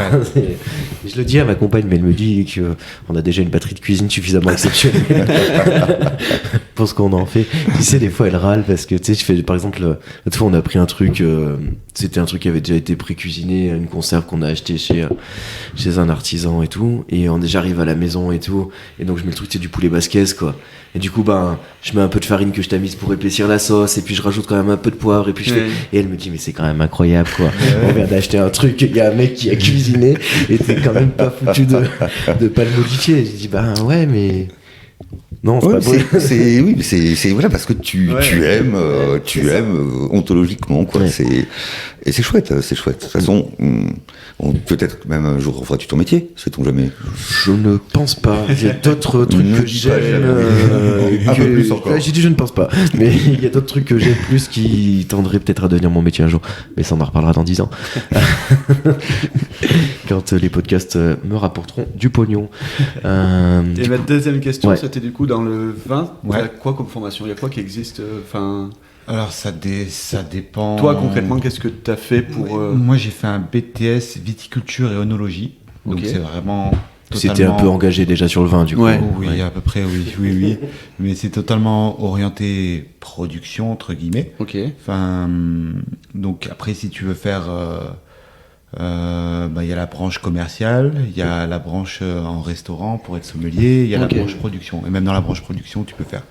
Généralement, tu rentres par le BTS viticulture et œnologie. Et après, tu peux enchaîner sur plusieurs choses. Si vraiment tu es plus côté vigne, plus côté cave, tu peux. D'accord. Et tu l'avais fait où ton BTS? Je l'ai fait à Montpellier. J'ai travaillé à côté du Pic Saint-Loup et j'ai fait juste au-dessus de Montpellier et j'ai fait mon BTS à Montpellier. Et du coup, on peut imaginer que, parce qu'on a discuté un peu déjà en dehors, et l'autre fois, tu me disais, quand je te disais, est-ce que tu as eu des cours pour goûter les vins, tu m'expliquais qu'on t'avait quand même plutôt appris à discerner les défauts. Est-ce que c'est un truc qui vient de la production et que justement, sur les commerciaux, on va leur apprendre autre chose? C'est ça, ma formation est beaucoup plus orientée sur, reconnaître les défauts et reconnaître les profils du vin et juger l'équilibre d'un vin. D'accord. Plus que on va dire, d'identifier vraiment... même si bien sûr ça fait partie, et puis ça c'est quelque chose que j'ai eu dans ma culture générale, mais plus d'identifier les cépages et dans ma formation j'ai pas du tout l'aspect commercial. D'accord. Même si quelque chose qui pourrait me manquer et que j'aimerais faire aussi, mais c'est pas vraiment le propos. C'est vraiment de partir de la grappe, de la vigne déjà, de la terre, de la vigne, ensuite avoir la grappe et la vinifier. D'accord. Et oui, donc c'est au-delà du vin en fait, ça va bien plus loin que ça. On est dans tout ce qu'il y a avant. Bien sûr, mais on travaille. C'est pas que déjà le vin, ça part de la terre, déjà. Très très très simple, hein, mais ça part essentiellement de la terre. Sinon on pourrait faire de la vigne sous serre ou voilà. Il y a tellement de paramètres, mais comme la cuisine, il y a des milliers de paramètres qui va faire que ton produit sera différent. C'est pour ça que j'aime beaucoup la bière. Oui, moi aussi. La grande différence, tu vois, avec la bière, c'est que tu travailles sur quelque chose d'un petit peu plus stérile, entre guillemets. Tu fais du brassage. Tu vas arriver à faire ta recette et arriver à sortir le même produit, mais une recette que tu as travaillée, avec des produits que tu as choisis, voilà, et tu vas essayer de sortir un petit peu le même produit à chaque fois. Et tu changes t'as une vraie transformation dans la bière qui est maîtrisée. C'est ça. Le vin, c'est quand même beaucoup plus compliqué. Tu peux avec les produits œnologiques qu'il y a aujourd'hui, mais c'est pas. Enfin, selon moi, ça va pas vraiment dans le bon sens d'essayer de faire la même chose à chaque fois. Ouais. C'est plus essayer de t'adapter à la matière première. Ça part du raisin d'abord et d'essayer. Tu vois, forcément, tu as envie d'un certain profil, mais tu vas vraiment essayer de faire ton maximum pour tirer le mieux le maximum que tu peux faire, comme la cuisine. Oui, et puis avec, comme tu dis, ça part de la terre, donc avec la typicité du sol, avec le cépage, parce que là, ta façon de travailler, tu tournes plus vers le vin nature. Pas forcément, mais oui, forcément, ça rentre dedans, oui. Voilà, donc... Oui. Et le fruit, il s'exprime différemment, tu sais, sans mieux que moi, s'exprime selon plein de contingences différentes. Tu peux donner une petite direction, mais il y a toujours ce petit côté où il fait son boulot aussi tout seul dans la cuve, quoi. C'est la chose que je trouve belle dans le vin, c'est qu'il y a beaucoup de paramètres qu'on maîtrise pas. Ouais. On fait que orienter et essayer d'amener dans un sens. C'est une surprise, quoi. Tu déballes un cadeau, quoi, à la fin. Bien sûr. Bien sûr. Après, avec l'expérience, forcément, tu peux arriver. Quelqu'un qui a ses vignes depuis 20 ans, sait très bien que cette année, ça va peut-être être un petit peu plus dur de faire ça. Enfin, tu vois. Parce que du coup, quand on dit qu'il y a des bonnes et des mauvaises années, oui. Ça veut dire quoi? Ça veut dire qu'il y a des années qui produisent plus, ou il y a des années où le raisin est meilleur. Enfin, tu vois, c'est quand même particulier ce concept de bonnes et mauvaises années. Bonnes et mauvaises années, ça dépend essentiellement du climat. D'accord. Donc, si tu as eu un été, c'est comme les récoltes, si tu as eu un été de merde, forcément ton produit n'a pas la maturité optimale que tu aurais voulu avoir. Okay. Et là, c'est forcément le travail sera plus fait dans la cave. Mais si tu es en vin nature, tu n'as pas vraiment de solution. Tu peux essayer d'arranger comme tu peux. Le truc, c'est qu'aujourd'hui, les mauvaises années se voient un petit peu moins parce que on a accès à des produits œnologiques à foison. Tu peux... Par produits œnologiques, tu entends produits chimiques qu'on met dans le vin? Pas forcément chimiques, oui. Enfin, des modifiants. Ouais, après, il ne faut pas tout mettre dans le même sac, pour moi. Je sais pas, je pose des questions. Vraiment. Il y a des produits vraiment de synthèse qui sont lourds. Il y a des sulfites. Moi, j'ai absolument rien contre les sulfites parce que c'est dosé, mis intelligemment et ça peut vraiment faire la différence. Et des sulfites, il y en a partout dans ce qu'on mange, même si il faut s'en servir intelligemment. Il y a des après t'as un petit peu de tout, c'est à toi de choisir tes armes et de composer avec, mais disons qu'il y a des produits très lourds qui avec un produit moyen, avec une matière première moyenne, il te faut un vin excellent derrière. Tu peux, je dirais même avec une mauvaise matière première, tu peux faire un vin correct, jamais excellent. Tu vas jamais pouvoir tricher à ce point. D'accord. Mais tu peux, arranger quand même. Ok. T'as une petite, un petit péché mignon au niveau du vin? Oh, un petit péché mignon. Là, tu sens que j'ai touché un truc. Un milliard. Mais oui. Mais bon, je vais bien parler de la Nouvelle-Zélande, qui est quand même un climat fantastique. Et je dirais que le pinot noir de Nouvelle-Zélande est voué à être, je pense, mondialement connu dans quelques années. Qui est déjà connu, mais... c'est là-bas qu'il faut investir. Ça m'a mis une bonne claque. Si investir, tu peux. Mais ça m'a mis une petite claque, oui, au niveau du climat qui est exceptionnel et vraiment sec. Une terre volcanique vraiment qui se rapproche un petit peu d'ici. Un différentiel de jour, de température entre le jour et la nuit. Quand tu fais 30 degrés la journée et 10 degrés la nuit, tu dis mais c'est quoi ce pays, quoi. Et vraiment le Pinot Noir de Nouvelle-Zélande, tu peux rarement te tromper. D'accord. Très bien. Donc voilà. Ok. Toi, Fred, tu fais des fois des accords mévins? Non. Pas du tout. Non, parce que... Désolé, mais non, parce que... on n'aura pas... Je veux pas imposer quelque chose. Alors, tu peux conseiller. Donc moi, je ne le fais que quand sur des groupes ou sur un événement, les personnes me le demandent. Mais... non, parce que c'est aussi un truc personnel. Moi, j'adore le blanc sur le fromage. Tu vois, ça commence à se répandre. Alors, ça commence à se répandre tout à fait. un peu. J'ai pratiquement toujours du blanc sur du fromage parce que ça me semble, pour moi, c'est la note qui fonctionne. Tu vois, surtout après, tu choisis un blanc selon la typicité du fromage aussi, bien évidemment.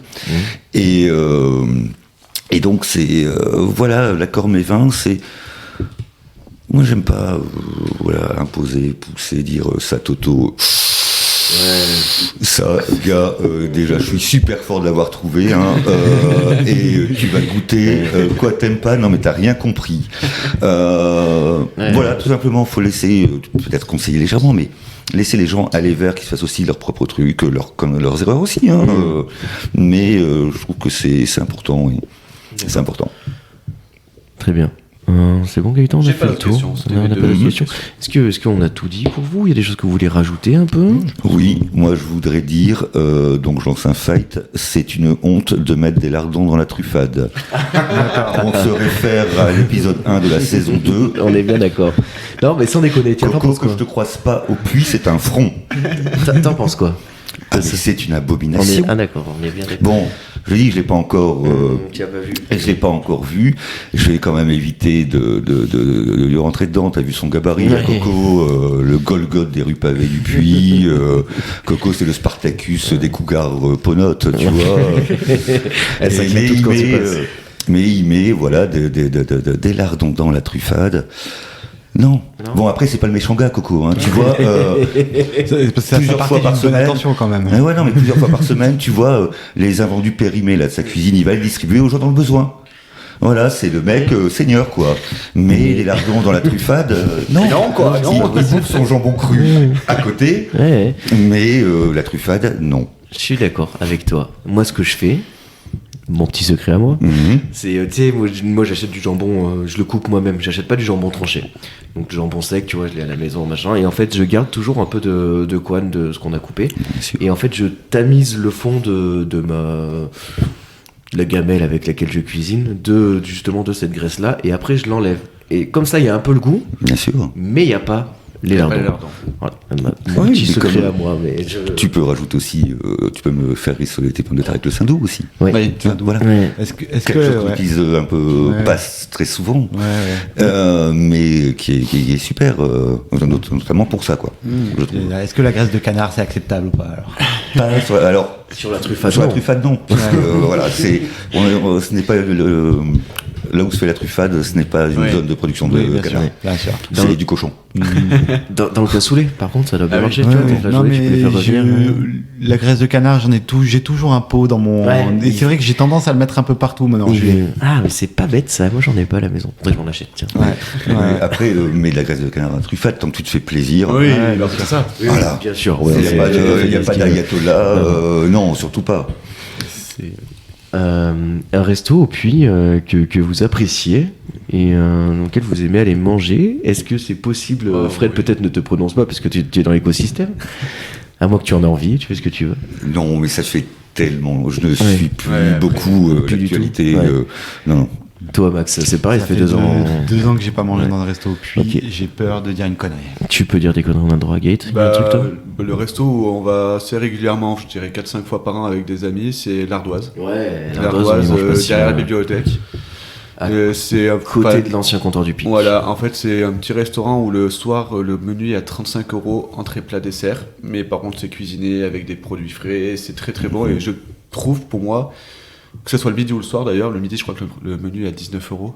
Ouais, c'est pas cher. Hein. Niveau qualité-prix, pour moi c'est le meilleur du Puy. Pour le prix, voilà, pour moi en tout cas c'est ce restaurant que je conseille.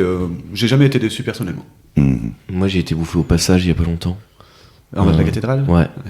Et j'ai mangé des lentilles. Je me suis dit, ça fait chier, tu vas dans un resto, puis tu manges des lentilles. Et elles étaient hyper bonnes. Et ça fait plaisir en fait. Parce que c'est pas facile de faire des lentilles, c'est pas facile de faire des choses. Tu vois, ce que tu disais un petit peu, quelque chose qui sort de l'ordinaire avec des produits très ordinaires. Bien sûr. Et j'avais trouvé ça vachement bien. Donc, moi, le Passage, c'était pas cher non plus, c'était très bien. J'étais très content. Je connais pas, mais ça a changé il y a pas longtemps. Je sais pas, c'est la première fois que j'y allais. Et donc, ça se trouve. Ça se trouve en dessous de la cathédrale, en dessous de la rue des. En face de, il y a un restaurant grec qui doit s'appeler. Comment ça s'appelle La Polonelle. Rue des Tables, c'est ça. En haut de la rue Raphaël. Rue Raphaël, qui est pendu. Mais avant, c'était pas. Ça a changé le Passage. Ça a changé de propriétaire il y a pas longtemps. Ok. Ou alors du coup ils ont changé le nom du restaurant. Mais d'accord. En tout cas, moi j'ai été très satisfait. J'ai jamais mangé. J'ai même envoyé des gens là-bas qui eux aussi étaient satisfaits. Donc c'était pas juste un coup de bol.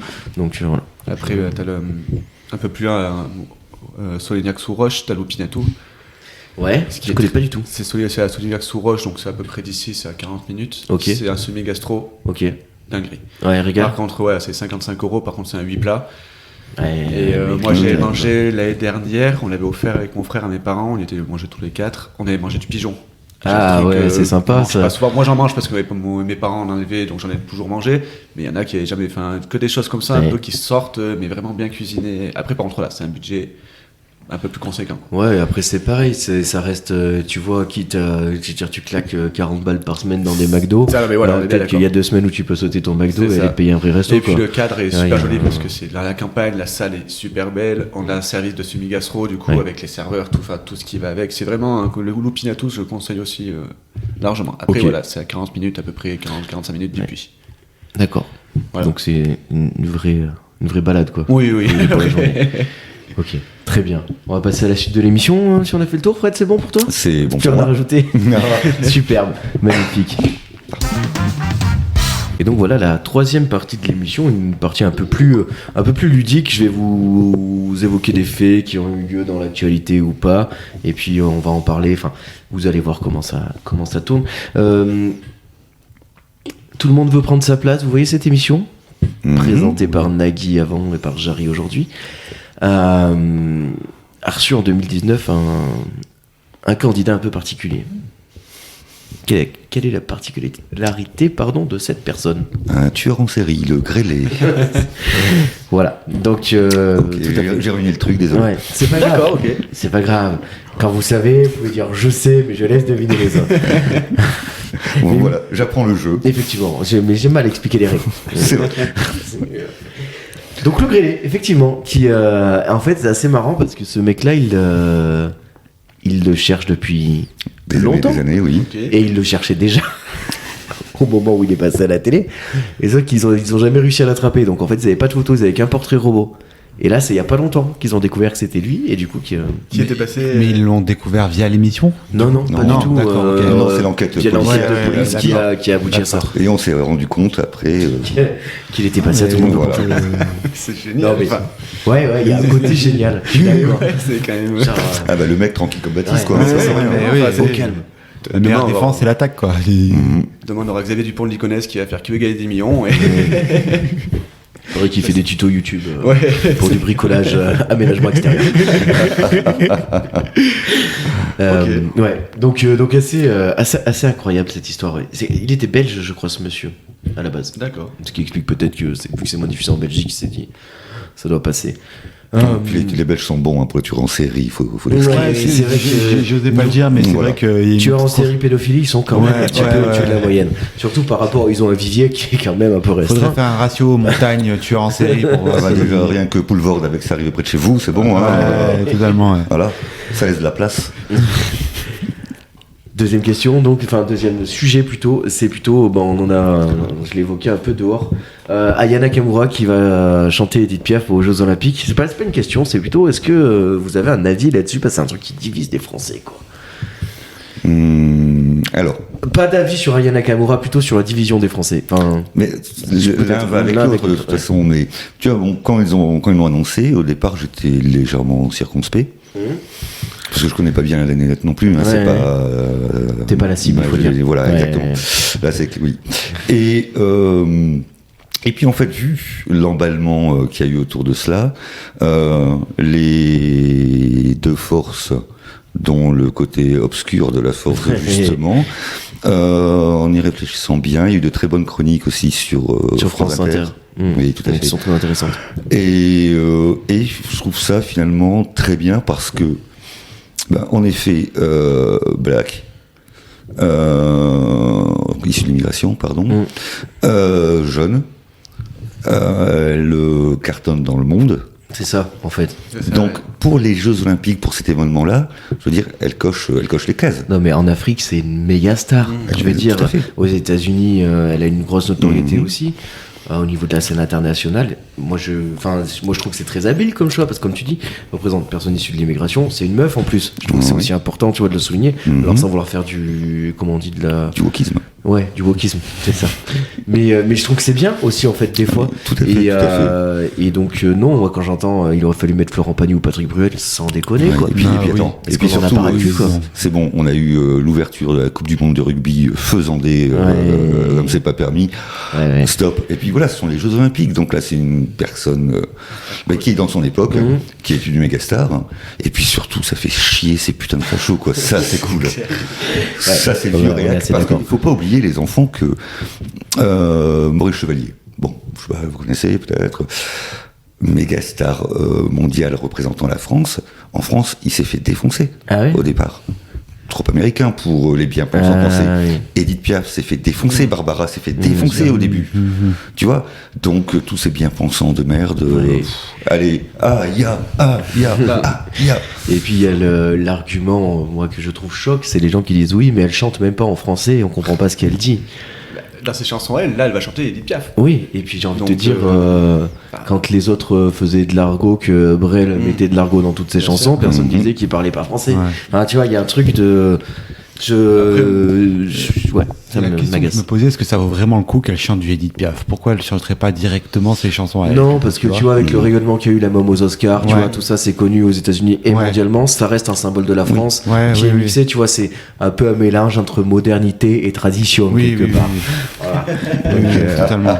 Non, mais... Donc voilà, je pense que c'est ça, mais je trouve pas ça malhabile non plus comme choix, tu vois. Non, dans le sens où l'événement va être vu, du coup, tu vois, c'est clair que ça va attirer beaucoup de monde. Oui, et puis bon, elle chante pas français, mais les gamins parlent comment dans les banlieues, les quartiers populaires. Une langue, ça évolue. Alors on n'en prend pas tout, certes. Il y a toutes les années, il y a plein de mots qui rentrent dans le dictionnaire, des nouveaux mots, notamment issus de ces nouveaux langages. Je prends ça entre guillemets, entendons bien. Et oui, mais ça représente des jeunes. Cette nénette, elle représente les jeunes. Des jeunes bien souvent issus de quartiers défavorisés, et c'est plutôt pas mal, quoi, et même très très bien, parce que c'est bon, quoi, c'est encore à payer pour tous ces vieux boomers là, passons à autre chose. Et puis comme tu dis, en fait la langue elle évolue, enfin je veux dire le terme qui fait que tout le monde utilise maintenant aujourd'hui, à l'époque où c'est sorti, les gens disaient qu'est-ce que c'est que ça, enfin il y a un truc c'est comme si le vieux conisme était intemporel, quoi. Et qu'il ne disparaissait jamais. Et je trouve ça terrible. Au risque de moi-même faire du vieux-conisme anticipé.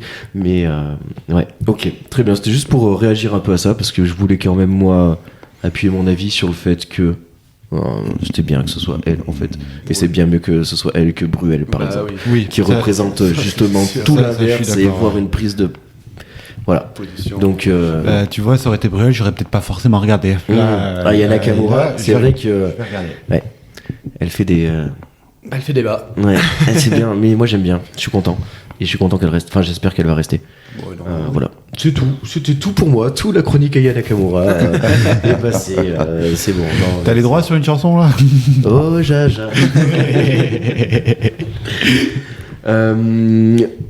Rasmus Munk. Pardon ? Rasmus Munk. C'est une personne. Rasmus Munk. Oui. D'accord. C'est une personne. Qui a fait parler d'elle un petit peu, voilà. Pas plus tard que, on est le combien ? Alors l'enregistrement, au jour de l'enregistrement ? 18. On est le 18, donc il y a 3 jours, a fait parler de lui, c'est un monsieur. Qu'est-ce qu'il fait, lui ? Nouvelle technologie ? Pas du tout. Du tout. C'est une célébrité ? Quoique. Mais non. Si je vous dis oui, ça va vous mettre sur une fausse piste. Ok. Donc non. C'est une célébrité, du coup. Enfin, non, pas vraiment. Il est connu, mais je dirais pas que c'est une célébrité. Il est connu depuis longtemps ou juste depuis 3 jours ? Je sais pas. Je sais pas, ok. Mais de quel pays ? Il est danois. Il est danois. D'accord. Il a créé quelque chose ? Non. Il a pas créé un objet ? Non, pas du tout. C'est pas un inventeur. Il a fait un buzz, il a tapé du situationnisme. Il a proposé quelque chose d'étonnant. Voilà, il a prévu de faire quelque chose d'étonnant. Mais lui-même ou proposer quelque chose dans l'écologie Non, lui-même. Lui-même, il va proposer un service. Lui-même va proposer un service. C'est ça. D'accord. Au Danois ou au monde entier ? Au monde entier, parce Au que c'est monde un entier. service qui coûte, au bas mot, j'ai les prix pour participer à la chose là, 450 000 euros. 450 000 euros. Voilà. Et il y aura 6 places. Donc navette spatiale. Donc navette spatiale. Ouais, d'accord. Mais qu'est-ce qu'on va faire dans l'espace ? C'est ça la question. Parce qu'il propose de faire quelque chose dans l'espace. Une touze intersidérale. J'ai peur de la réponse. Vas-y. Non, c'est pas ça. C'est pas une partie. Alors que va-t-il proposer pour 6 personnes Un repas dans l'espace ? Exactement, un repas gastronomique. Ok. Bravo. Dans l'espace, dans une petite navette avec un peu d'apesanteur et essayer de jouer avec tout ça. Voilà. Donc Ok. c'est la nouvelle lubie de cette personne qui 450 000 euros quand même pour aller bouffer dans l'espace. Vous le feriez, vous ? Non, je pense pas. Franchement, même en étant milliardaire, je pense Oui, c'est ça, pas. en imaginant qu'on ait les moyens de le faire. Non, parce que j'aime pas ce que font les autres à manger. Mais je savais pas que Thomas Pesquet s'était recyclé en cuisinier. Ouais, si. C'est Thomas Pasquier d'ailleurs maintenant. Pas mal. Bim, validé. Mais oui, non. T'aimes pas ce que les autres font ? Bon, non, c'est pas vrai. Mais non, ce n'est pas vrai, bien évidemment. Si, mais moi je marche en plus. À chaque fois, tu sais. J'étais là, je me disais, ah bon Non, mais franchement, aller dans l'espace, oui, pourquoi pas. Après, pour un repas, je vois pas. Pour bouffer, ça n'a pas d'intérêt. Je vois Ouais. pas l'intérêt non plus, en fait. Voilà. C'est juste pour dire, j'y étais, super. Ouais. Et ben, mets ta thune ailleurs, éradique la fin dans le monde et fais pas chier. Ouais. C'est ça. Très bien, super. On va en Louisiane, aux États-Unis. Vous connaissez la Louisiane, les États-Unis ? À peu près. À peu près, non, mais ça va, oui, on n'est pas culturé non plus. Oh, À peu et on près. n'est pas fan d'Aya Nakamura, on a la culture.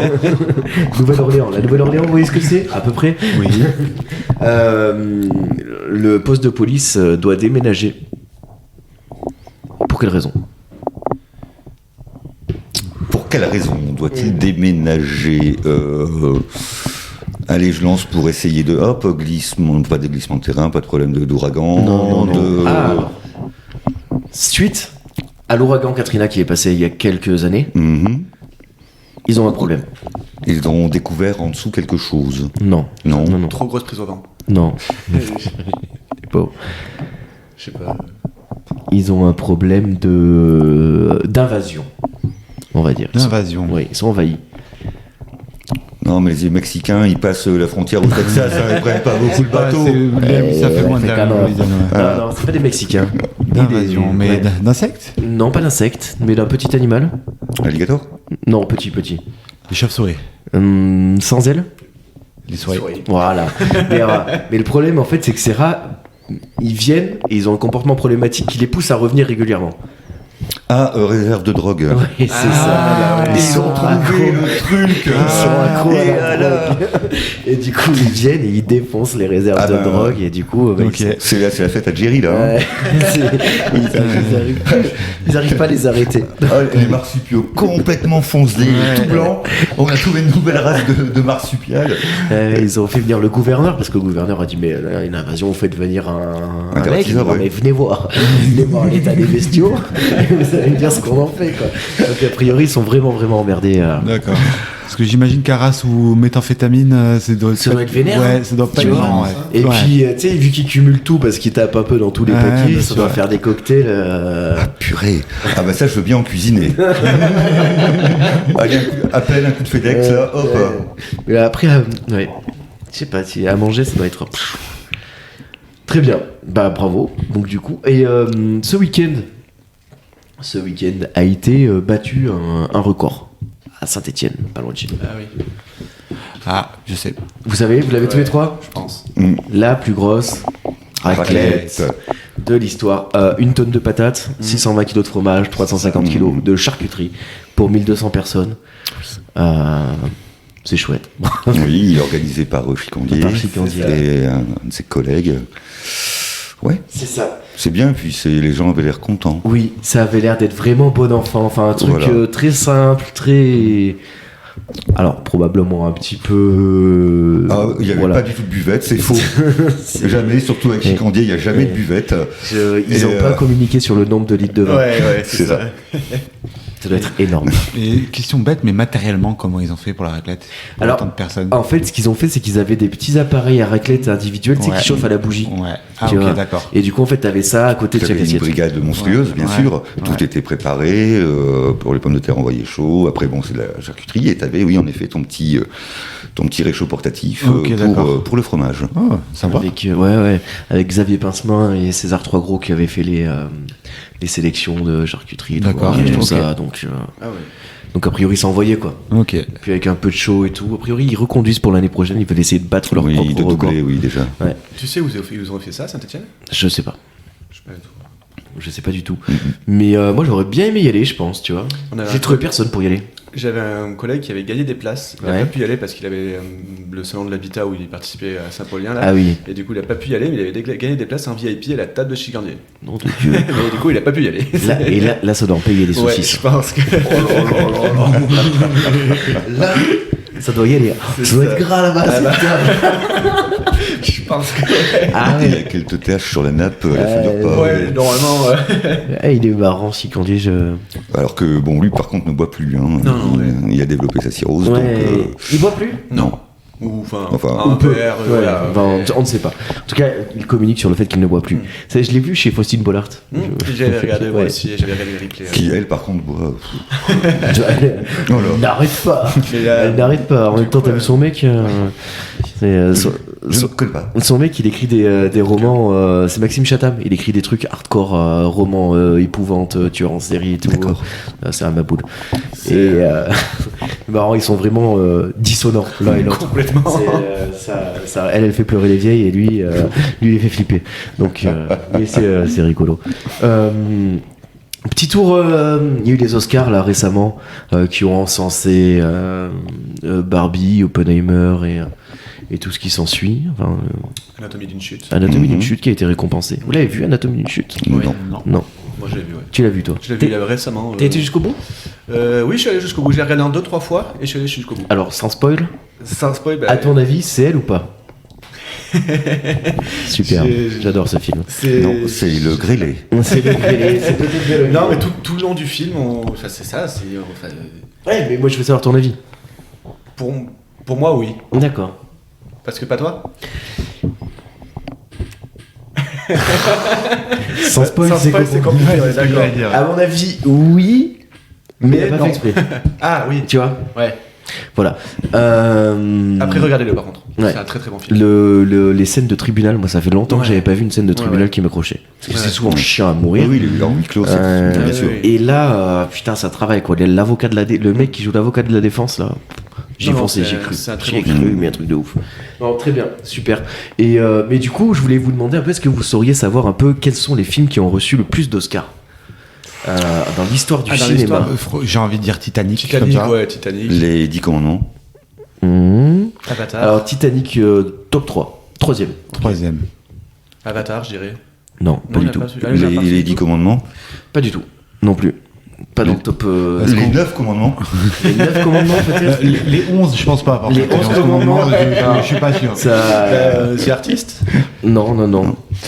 Alors, on est sur des gros films. On est sur des films américains. C'est américain. Ouais, que vous avez vu. Ouais. Le premier, vous l'avez vu, c'est sûr. C'est la période. Le deuxième, je suis moins sûr. Vol au-dessus d'un coucou. Non. Forrest Gump. Non. Ah. Le premier, le numéro 1, Now. 2003, il est sorti. 11 Oscars. 2003. Est-ce qu'il n'y aurait pas un truc genre Armageddon ou non? Non, mais pensez... Classique, quoi, enfin... Oui, quelle veine. Fantasy. Ah, Seigneur des Anneaux. Le Seigneur des Anneaux, Retour du Roi. Ah bah oui, avec 11 Oscars, meilleur film, meilleur réalisateur, meilleur scénario adapté, meilleure musique, meilleure chanson originale, meilleur décor, meilleur costume, meilleur effet Ils ont visuel. donné tous les Oscars pour le troisième film, pour la trilogie. Ouais, c'est ça. Ouais. Mais c'est bien parce que ça montre quand même que ça a eu un vrai impact. Je trouve que c'était chouette. Le deuxième, très dur à trouver, film de 1957, qui est un classique, paraît-il. Moi, je ne l'ai pas vu. Là, attends, tu donnes au moins un acteur. Un péplum. Eh bien, Ben Hur. Ouais, absolument, c'est Ben Hur. Qui est... alors, il est derrière. Voilà. Il y a eu un remake refait avec Coco, dans le rôle de Ben Hur. Le Coco Dupuis. Le Coco Dupuis, non. Le remake de Ben Hur avec Coco. Non. Le Spartacus des Cougars, c'est ça? Cougar, Ponote. Cougar, Ponote, ouais. Et du coup, le troisième, oui, effectivement, c'est Titanic. Meilleur film, meilleur réalisateur, meilleur décor, meilleure photographie. Enfin, ils ont tous eu ça. Hein. À noter que Ben Hur est le seul à avoir meilleur acteur et meilleur acteur dans un second rôle, en plus de meilleur film. Donc c'est le seul où il y a un acteur qui s'est vraiment dénoté. Après les autres, ils sont compliqués parce que West Side Story en quatrième. Bien sûr. Ok, ouais. Le patient anglais. Que je n'ai pas vu. J'ai jamais entendu parler de ce film. Non. Tu connais toi? Vu mon grand âge, pardon, mon âge canonique, oui, un temps soit peu, oui. Ouais, non, jamais entendu parler. Cabaret, bien sûr, de 72. Slumdog Millionnaire. Ouais. J'aurais dit que Forrest Gump était quand même très bien positionné. Mais... Non, il est pas dans mon top 15 là. Ok. Et après, on va sur Gandhi de 82 que j'ai jamais vu. Amadeus, bien sûr. Et en 10e position, My Fair Lady. Okay. Voilà. Pour les grosso modo les films les plus oscarisés de l'histoire du cinéma, quoi. Voilà.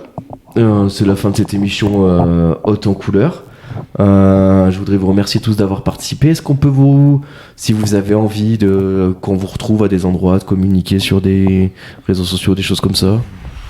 Des fois, il y a des gens qui disent vous pouvez me trouver chez moi. Vous pouvez me trouver chez moi, à Brive-Charensac. Si vous me voyez sur la terrasse d'un bar, n'hésitez pas à vous arrêter. Toi, Gaëtan, pareil? Pareil, on peut me retrouver souvent au Biboc le jeudi soir. Au Biboc le jeudi soir. Avec le fameux club du jeudi. Voilà, par exemple. Des jeunes entrepreneurs bien actifs. Ok. Toi, Fred? Et moi, c'est toujours un peu compliqué pour les poneaux, comme on l'a évoqué tout à l'heure. Mais oui, je connais tout le monde à venir juillet-août, le jeudi soir, au marché de producteurs de Chomly. D'accord. C'est ravissant, très sympa, très convivial. Le marché est cool. Genre, ça peut être la balade. C'est surtout, on installe donc plein de tables, de chaises. D'accord. Les gens achètent aux producteurs et pique-nique général. Génial. Magnifique. Sur une très belle petite place. Trop bien. Vraiment, c'est un joli marché. Donc, et comme ça, vous aurez un signe honneur de me retrouver. Ok, trop bien. Pour les gens qui veulent savoir, sinon je crois que tu es sur Facebook. Sur Facebook. Et sur Instagram aussi, où il y a les menus. Oui, voilà, je communique essentiellement les menus. Au moins les gens savent ce qu'ils peuvent venir chercher. Tout à fait. Menu mensuel, du coup, qui change toutes les semaines de plats. Exactement. À chaque fois, avec variation du chef si on lui demande gentiment. Oui, et puis mariage, enterrement, voilà. Et aussi les divorces. Surtout, oui. Et surtout les divorces. Très bien. Et ben super. Puis nous, on se retrouve jeudi dans 2 semaines, donc 6h du matin. Vous pouvez écouter le podcast sur tout ce qui finit par musique, tout ce qui finit par podcast, YouTube aussi, Deezer. Le concurrent Deezer, Spotify, Google Podcast pour nous écouter gratuitement et sans coupure. Tiens, je le redis parce que des fois les gens cherchent comment nous écouter sans coupure. C'est Google Podcast, tu vas dessus, c'est gratos, tu peux verrouiller ton téléphone. C'est pas mal, ils ont beaucoup de podcasts, donc je leur fais un peu de pub, même si Google, bon, voilà.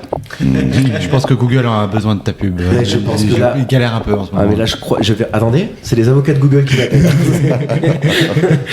Je suis emmerdé. Non, mais voilà, donc avec les 500 000 auditeurs par podcast, ça devrait les calmer. Si, bah tiens, grosse annonce tant que je suis là. Le 1er juin, vous pourrez nous retrouver. On communiquera sur le lieu un peu plus tard.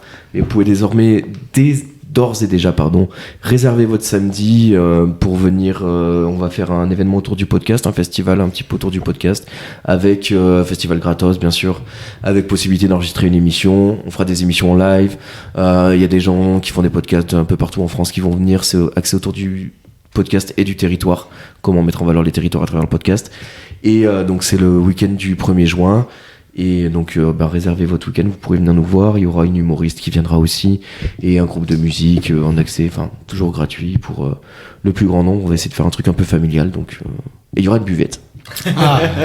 Et des hot dogs. Et ça se déroulera on va communiquer sur le lieu un peu plus tard. Okay. On est encore en train de mettre en place, on a calé la date, mais le lieu veut communiquer aussi de son côté. On est en train de mettre en place tout ça. Le budget a été craqué par l'humoriste, donc voilà, il faut une solution de repris maintenant. On rit jaune. Non, mais ça coûte super. Non, mais pourtant c'est pas un événement qui coûte beaucoup d'argent parce que tout le monde, pour le coup, l'humoriste effectivement coûte cher, mais elle fait un gros tarot sur sa prestation. Le groupe de musique aussi fait un gros tarot sur sa prestation. Enfin, tout le monde met vraiment de la bonne volonté à ça. Donc c'est grave cool et on aimerait bien que ça marche pour pouvoir faire un peu plus grand l'année prochaine et un peu plus cool et faire venir d'autres mondes. Donc n'hésitez pas à en parler autour de vous. C'est le 1er juin, ça se passera au Puy-en-Velay. Ce sera pour tout le monde, pour toute la famille. Et voilà. Bravo. Super. Merci à tous. Merci de nous avoir accueillis. On s'est régalé. Merci Gaëtan d'avoir host. Avec plaisir. Merci beaucoup. Et puis à la prochaine. Ah oui, non, FM 43 tous les mardis de 10h à midi. On est là aussi. Donc venez nous retrouver. Merci beaucoup. Bye bye.